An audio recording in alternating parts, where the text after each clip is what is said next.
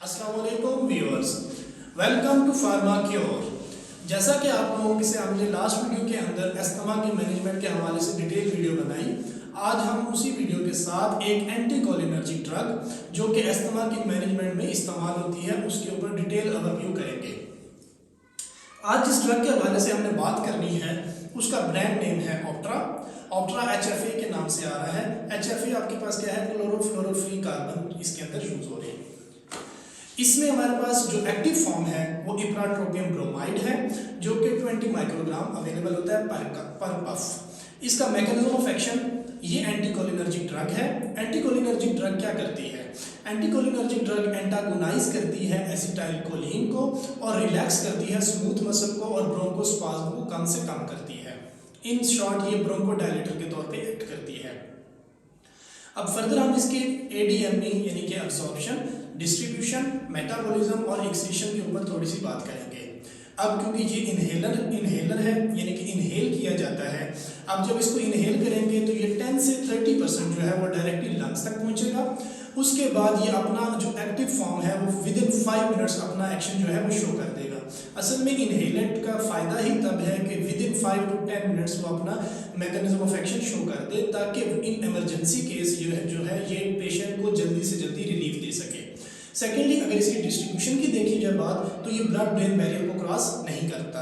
Metabolism में इसकी Easter hydrolysis होती है और लास्ट में अगर हम इसकी एक्सक्रीशन की बात करते हैं तो इसकी हाफ लाइफ है 2 आवर्स, यानी कि जब इसको हम एक बार 2 से 3 पफ इस्तेमाल कर लेते हैं तो विद इन 5 to 10 मिनट्स ये अपना एक्टिव फॉर्म में अपना एक्शन शो कर देता है और आफ्टर 2 आवर्स ये हाफ जो है बॉडी से एक्सक्रीट आउट हो चुका होता है। इसकी जो मेजरली एक्सक्रीशन है वो आपकी थ्रू लंग्स ही होती है, यानी कि सांस के जरिए से ही बॉडी से बाहर चला जाता है। अब हम इसकी मेजरली इंडिकेशन की बात करेंगे।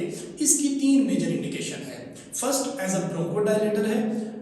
ब्रोंकोडायलेटर इन अ सेंस है कि ये सिर्फ और सिर्फ अस्थमा की मैनेजमेंट में नहीं बल्कि अगर आपके पास सीजनल एलर्जिक राइनाइटिस हो उसमें भी इसको ब्रोंकोडायलेटर के तौर पे इस्तेमाल किया जाता है, लेकिन ड्रग ऑफ चॉइस के तौर पे अस्थमा में इसको ज़्यादातर इस्तेमाल किया जाता है। और तीसरी कंडीशन है एम्फाइसीमा, उसके अंदर भी इसको इस्तेमाल किया जाता है। नेक्स्ट हम इसकी डोजेज की बात कर लेंगे।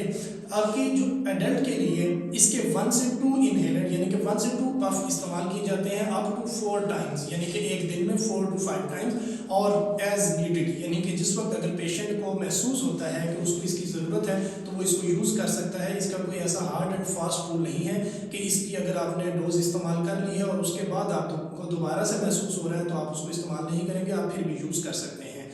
फॉर चिल्ड्रन 6 से 12 ईयर के अंदर ये 1 से 2 पफ रिकमेंडेड है और बिलो एज 6 ये यूज़ नहीं किया जा सकता, क्योंकि आपको अंदाज़ा है, हमने ऑलरेडी एक वीडियो के अंदर आप लोगों को बताया था कि जो आपके पास ये आपका पफ है इसको किस तरह से किया जाता है, तो वो पॉसिबल ही नहीं है कि जो आपका 6 एज से कम बच्चा है वो उसको इस्तेमाल कर सके।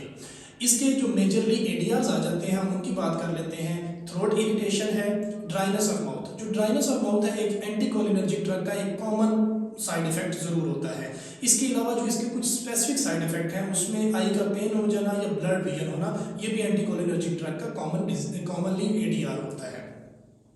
इसके बाद अगर हम इस जो इप्राट्रोपियम ब्रोमाइड है उसकी हाइपर सेंसिटिविटी की बात करते हैं तो अगर किसी भी पेशेंट को इससे हाइपर सेंसिटिविटी है तो उस केस में इससे कंट्राइंडिकेशन की जाती है। फिर हम एक बहुत ही कॉमनली प्रेगनेंसी और नर्सिंग की कैटेगरी को ज़रूर आप लोगों के साथ शेयर करते हैं। तो प्रेगनेंसी और नर्सिंग के अंदर इसको अवॉइड किया जाता है क्योंकि हमारे पास इससे बहुत ज़्यादा सेफ एजेंट मौजूद हैं, इसलिए हम इससे अवॉइड करते हैं। सेकेंडली, नर्सिंग मदर में तो इसको इसलिए अवॉइड किया जाता है क्योंकि इसके हवाले से स्टडीज़ मौजूद हैं कि ये जो है ब्रेस्ट मिल्क में एक्सक्रीट आउट होता है। फिर हमारे लास्ट हम इसकी इंटरेक्शंस की बात करते हैं। इंटरेक्शन की अगर हम बात करते हैं तो ये ज़ैंथीन डेरिवेटिव्स जो कि ऑलरेडी आप लोगों के साथ एक वीडियो डिटेल से बन चुकी है जिसमें हमने यूनिफाइलिन के हवाले से डिटेल आप लोगों के साथ ओवरव्यू किया था, जो कि ज़ैंथीन डेरिवेटिव है और वो अस्थमा की ही मैनेजमेंट में इस्तेमाल होता है। तो अब दोनों ही ड्रग्स एक ही डिजीज़ की मैनेजमेंट में इस्तेमाल हो रही हैं, लेकिन दोनों एक दूसरे के साथ इंटरेक्ट करती हैं। इसलिए पेशेंट अगर ज़ैंथीन डेरिवेटिव इस्तेमाल कर रहा है तो वो इसके अलावा और हमारे पास इनहेलेंट है जो कि ऑलरेडी हमने ज़ेल्टाइड के हवाले से, वेंटोलिन के हवाले से आप लोगों के साथ डिटेल ओवरव्यू किया है। पेशेंट उन ड्रग्स की तरफ जा सकता है, इसकी तरफ नहीं आएगा।